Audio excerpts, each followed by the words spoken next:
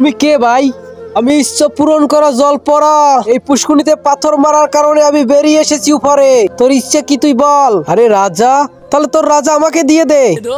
শালা, এছাড়া তোর কি ইচ্ছে আছে কোনো? তা বল, তাহলে সেটা পূরণ করবো। আমি অনেক গরিব, আমার কিছু টাকা পয়সা দাও।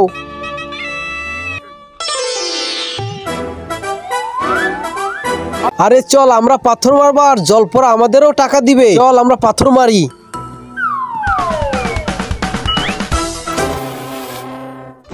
পাথর কে মারলো? পাথর মারছি আমি, আমার ইচ্ছা পূরণ করো। শালা, তোর ইচ্ছা পূরণ করবো, তোকে তো আমি মেরেই ফেলবো।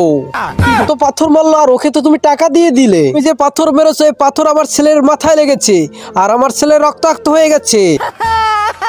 বাবা, পাথর লেগে আমার মাথা ফেটে গেছে, তুমি একটা কিছু করো।